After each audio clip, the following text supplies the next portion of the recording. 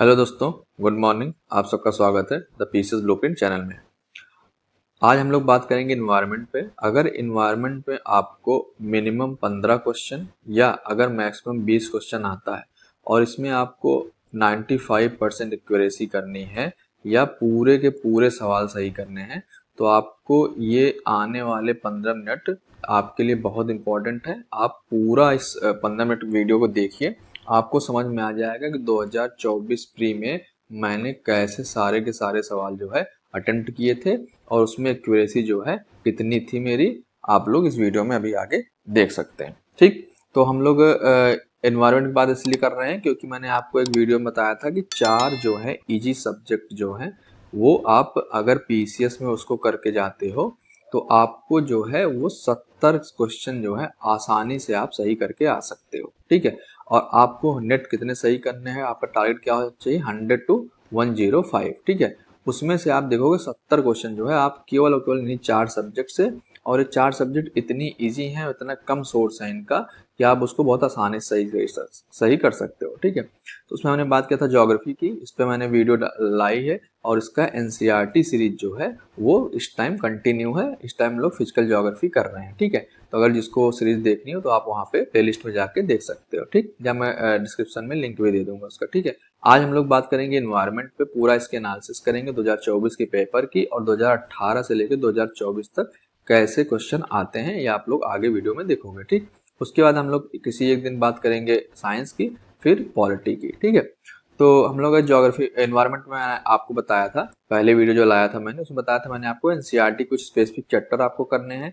मैंने नोट्स बताए थे अपने, उससे इस नोट्स में क्या है, जो घटना चक्र पूर्वावलोकन है, मैंने इसमें इंपॉर्टेंट जो आप वहाँ पे भूल जाते हो एग्जाम में, रिकॉलिंग में आपको दिक्कत होती है, उसको 3 से 4 पेज में कंसाइज किया हुआ है, हैंड रिटन नोट्स हैं, आप उसको फॉलो कर सकते हो। अगर कुछ नहीं करना है तो घटना चक्र पूर्वावलोकन तो करना ही करना है सबको। ठीक है, तो हम लोग आज इन्वायरमेंट पे बात करेंगे।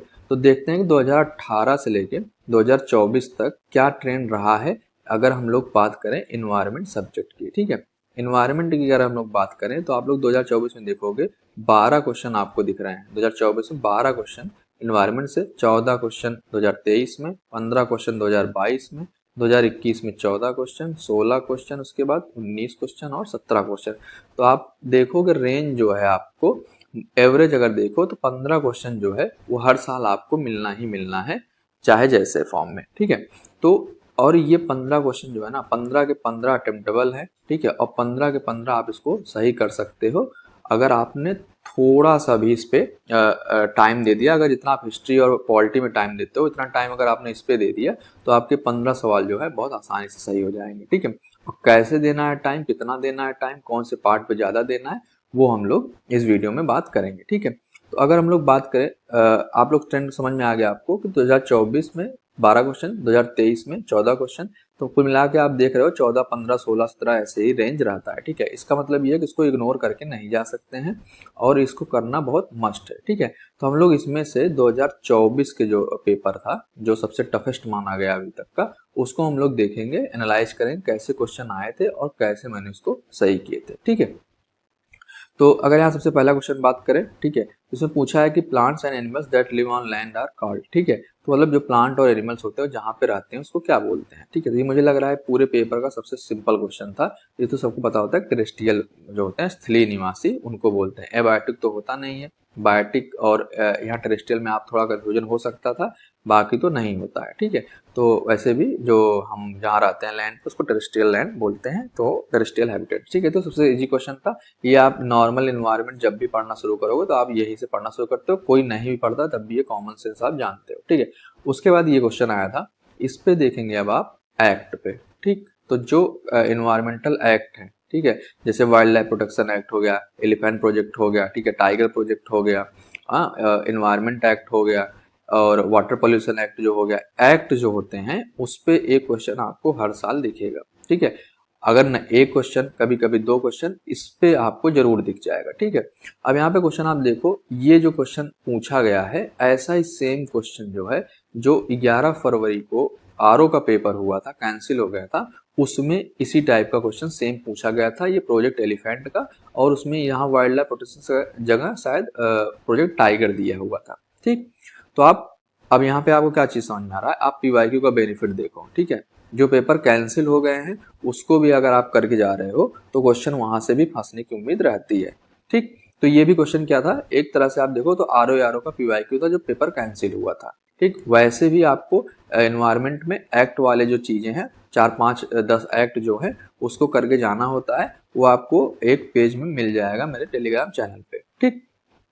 तो ये क्वेश्चन भी इजी था और आप देख रहे हो कि यहाँ मेरा जो है वो सही था, ठीक है। एनवायरनमेंट का क्वेश्चन था, ये भी आपको कहाँ पे मिल जाएगा, घटना चक्र में मिल जाएगा आपको, ठीक। उसके बाद मिनीमाटा डिजीज पूछा हुआ था, बहुत बार पूछा गया है और ये भी आपको मरकरी पता होता है, तो ये भी आप देख रहे हो यहाँ पे सवाल सही था मेरा। और ऐसे क्रोमियम से भी पूछता है, कैडमियम से भी पूछता है, लेड से भी पूछता है, ठीक है। तो आपको ये चारों पता होना चाहिए। अब जैसे आप मरकरी पोल्यूटेड वाटर पढ़ रहे हो, मिनीमाटा के बारे में पढ़ रहे हो, तो आपको थोड़ा इसका डिटेलिंग 1-2 लाइन कर लेनी चाहिए, क्योंकि बार बार जो क्वेश्चन आते हैं अब उन्हीं से उसकी हल्की कभी कभी 1-2 लाइन की और डिटेलिंग पूछ लेता है। तो हमको अब घटना चक्र करते टाइम क्या करना है कि इसको ध्यान से पढ़ना है कि इसके बारे में 1-2 इन्फॉर्मेशन जो है और हमको कलेक्ट करनी रहेगी, जो हो सकता है आने वाले एग्जाम में अलग से पूछ ले, ठीक। उसके बाद आप देखोगे पार्क, ठीक है, नेशनल पार्क हो गए, वाइल्ड लाइफ सेंचुरी हो गई, ठीक है, रामसर साइट्स हो गए, इससे क्वेश्चन 2 या 3 क्वेश्चन जो है इससे आपको मिल जाएंगे, ठीक है। अभी तक हमने क्या देखा, एक्ट से क्वेश्चन आते हैं, ठीक। उसके बाद नॉर्मल इकोलॉजी से क्वेश्चन आते हैं, ठीक है। तीसरा हमने क्या देखा, तीसरा नेशनल पार्क और वाइल्ड लाइफ सेंचुरी सबसे क्वेश्चन आते हैं, ठीक है। अब ये क्वेश्चन जो है हर बार ये पूछा जाता है। सिमलीपाल आपको पता है हर साल हमको लग रहा है एग्जाम में आता है, ठीक है। अब हमको क्या करना है कि सिमलीपाल, बांदीपुर जो क्वेश्चन बार बार पूछे जा रहे हैं, जो नेशनल पार्क पूछे जा रहे हैं, जो वाइल्ड लाइफ सेंचुरी बार बार पूछी जा रही है, कम से कम उन पे कौन से एनिमल्स का वहाँ पे पाए जाते हैं, ठीक है, किस टाइप का वहाँ पे एनवायरनमेंट है, वहाँ पे फ्लोरा कैसे हैं, वहाँ पे फौना कौन सी है, ठीक है। ये हमको थोड़ा अब इसके बारे में थोड़ा सा हमको प्रिकॉशन लेके चलना पड़ेगा। हो सकता है अगर बार बार ये क्वेश्चन आ रहा है तो एक दिन इसके बारे में पूछ ले कि सिमलीपाल जो है उड़ीसा में है कि नहीं, एक स्टेटमेंट, और एक स्टेटमेंट में पूछ ले कि वहाँ कौन कौन से टाइप के एनिमल्स को कंजर्व किया गया है, ठीक है।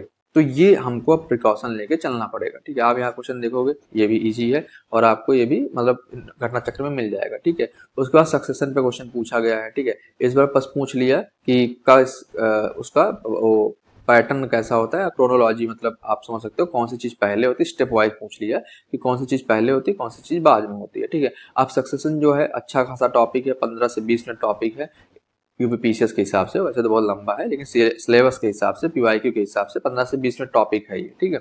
इसको आप पढ़ो अच्छे से, इसमें आपको कई ढेर सारी इन्फॉर्मेशन जो है देखने को मिलती है। तो यहाँ से याद आया कि इकोलॉजी से क्वेश्चन आपको और मिल गया, ठीक है, इकोलॉजी वाले पार्ट से, ठीक। तो ये भी इजी क्वेश्चन था और आपको ये भी कहाँ पे मिल जाएगा, घटना चक्र में, या आप जो भी नॉर्मल बुक पढ़ते हो इन्वायरमेंट के लिए उसमें आपको ये क्वेश्चन जो है मिल जाएगा, ठीक। उसके बाद ये क्वेश्चन था, अब आप देखोगे यूपीपी से 2016 क्वेश्चन है, एज इट इज जो है इसको उठा के पूछ लिया गया है, फिर पीवाईक्यू, ठीक। इसका मतलब क्या है, हमको घटना चक्र जो है आने वाले इस 30 दिनों में 4 से 5 बार इसको रिवाइज कर लेना है, ठीक। अगर आपका एनवायरमेंट पोर्शन वीक है तो, अगर आपका अच्छा खासा सवाल, जैसे इस बार 12 सवाल आए हैं, अगर आपके 10 सवाल सही हो रहे हैं तो आपको 1-2 बार इसको रिवाइज कर लेना है, और ठीक है, और अच्छे से जो टॉपिक आप भूलते हैं उसको आपको रिवाइज करना है। फिर थर्मोक्लाइन, इकोक्लाइन, हेलोक्लाइन, पिक्नोक्लाइन, ठीक है, इसको आप फिजिकल ज्योग्राफी में पढ़ते हो, ठीक है, एनवायरमेंट में कहीं कहीं मिलता है आपको, ठीक। तो यहाँ पे आप देखोगे पिक्नोक्लाइन जो है सी वाटर डेंसिटी होता है।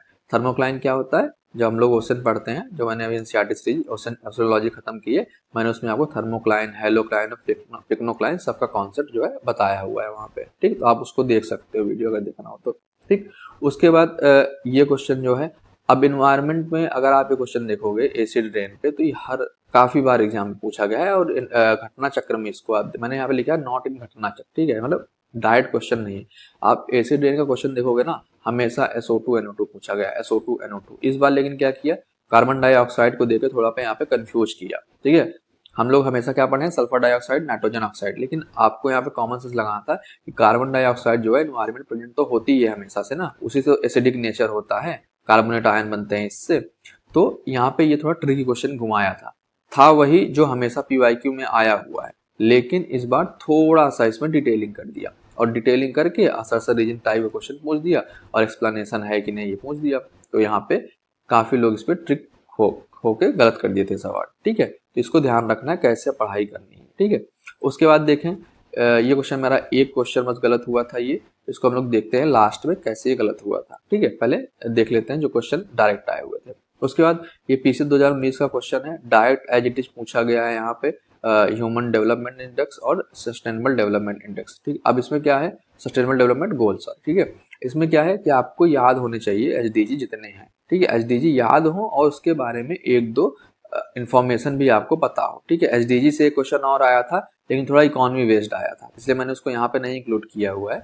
उसमें क्या था कि शायद एसडीजी 4 पूछा था और उसमें थोड़ी सी उसकी डिटेलिंग पूछ रही थी कैसे एसडीजी 4 को हम लोग अचीव करेंगे। ठीक, तो एसडीजी हमको तो एक तो याद होना चाहिए। ठीक, और हर साल क्वेश्चन आता है एसडीजी पे, एक तो याद होना चाहिए और थोड़ा उसके बारे में हमको डिटेलिंग करके जाना है, क्योंकि क्वेश्चन जो है फैक्चुअल आए चाहे कॉन्सेप्ट वाले आए, हमको सही करके आने हैं। ये नहीं करना कि इस बार फैक्ट पढ़ गए कॉन्सेप्ट छोड़ दिए। ठीक है, एक बार कॉन्सेप्ट पढ़ गए और फैक्ट को छोड़ दिए, ये वाला काम नहीं करना है। कॉन्सेप्ट भी पढ़ के जाना है, फैक्ट भी पढ़ के जाना है। इतना एग्जाम में हर साल जो आता है, जो एक बार पीवाईक्यू में आया हुआ है उसको करके आपको जाना पड़ेगा। ठीक, उसके बाद ये क्वेश्चन काफी अच्छा आया हुआ था, आपको एनवायरनमेंट में घटना चक्र में केवल ये लाइन आपको हर जगह देखने को मिल जाएगी। ठीक है, the concept of sustainable development was applied by this report. ठीक, तो आप देखोगे कि ये शायद घटना चक्र में आपको ना मिले ये लाइन। ठीक है, लिमिट टू ग्रोथ।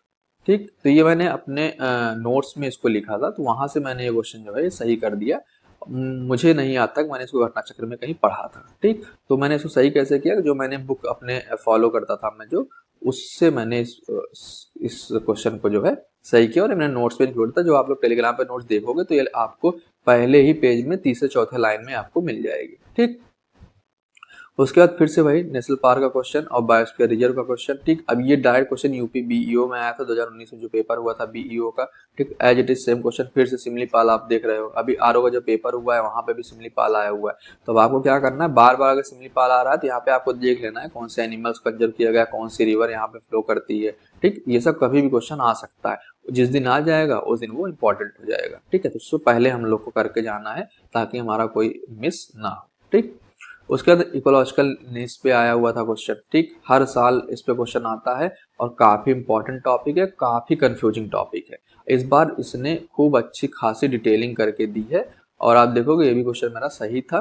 क्यों? क्योंकि इसका मुझे कॉन्सेप्ट पता था। ठीक, केवल हमको इसको फैक्ट नहीं, मुझे इसका कॉन्सेप्ट पता था, तो मैंने क्वेश्चन बहुत आसानी से सही कर दिया। इसमें बस कुछ वर्ड्स टर्म की टर्म होते हैं उसको आइडेंटिफाई करना होता है और उससे आपका हैबिटेट और निश में क्या अंतर होता है आपको पता चल जाएगा। ठीक, तो आपने देखा क्या कि अगर हम लोग समराइज करें 2024 के पेपर को तो आपको क्या समझ में आएगा कि 2024 में आप देख रहे हो क्वेश्चन वही आए थे। ठीक, वही नेशनल पार्क के क्वेश्चन, वही एसडीजी से क्वेश्चन। ठीक, वही इकोलॉजी के क्वेश्चन नॉर्मल जो पूछे जाते हैं।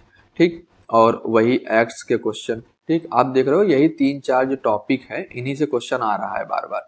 लेकिन इस बार थोड़ा क्या किया कि कुछ पार्ट में, ठीक, हर एक क्वेश्चन में नहीं, मैं हर एक क्वेश्चन नहीं कर रहा हूँ, लेकिन 4 से 5 क्वेश्चन में क्या किया उसने, थोड़ी सी डिटेलिंग कर दी, 1 या 2 लाइन और एक्स्ट्रा इन्फॉर्मेशन जो आपने अभी तक नहीं पढ़ा था उस पे एक्स्ट्रा इन्फॉर्मेशन उसने ले लिया। ठीक, अब एक्स्ट्रा इन्फॉर्मेशन लेने से क्या हुआ, जो लोग केवल और केवल पीवाईक्यू रट के जाते हो, ठीक है, उनके लिए 4 से 5 क्वेश्चन जो है वो करना वहां पे थोड़ा मुश्किल हो गया होगा। या जिन्होंने केवल फैक्ट रटे लूसेंट से, ठीक, उनको कॉन्सेप्ट नहीं पता था अच्छे से, उनके वहां पे क्वेश्चन जो है वो हो सकता है ना अटेम्प्ट कर पाए।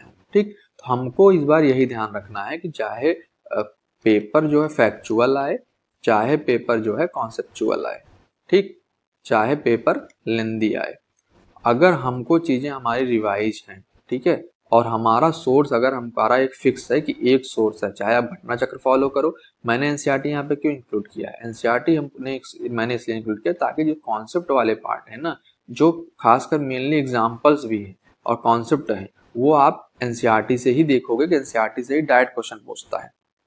ठीक, उस पर मैं एक वीडियो एनसीईआरटी का ज्योग्राफी पे लेके आया हूँ। एनवायरनमेंट पे भी अगर लगेगा तो मैं उसको आपको दिखा दूंगा कैसे एनसीईआरटी एनवायरनमेंट से भी क्वेश्चन पूछे जाते हैं डायरेक्ट। ठीक, तो एनसीईआरटी कुछ स्पेसिफिक चैप्टर आपको बस इसीलिए पढ़ने हैं कि जो कॉन्सेप्ट है आपका और जो एग्जाम्पल ऑथेंटिक है, ठीक है, वो आपको याद होना चाहिए। ठीक, बाकी लास्ट टाइम रिवीजन के लिए मैंने नोट्स अपलोड किए, या आपने अगर अपने नोट्स बनाए होंगे तो आप उसको फॉलो करोगे और घटना चक्र पूर्वावलोकन को काफी अच्छे से और केवल उसका एक्सप्लेनेशन पढ़ना नहीं है, उसका थोड़ा आपको ब्रेनस्टॉर्मिंग भी करनी पड़ेगी कि जो पेरिफेरल टॉपिक है उससे रिलेटेड आप उसको भी करके जाओ। ठीक है, तो कुल मिला के बस यही है कि हमको अगर 15 सवाल आ रहे हैं, ठीक, और 15 के 15 आपको सही करने हैं। ठीक है, हो सकता है ह्यूमन एरर कुछ हो जाए, 14 ही सही हो, ठीक है, तब भी एक्यूरेसी काफी अच्छी है।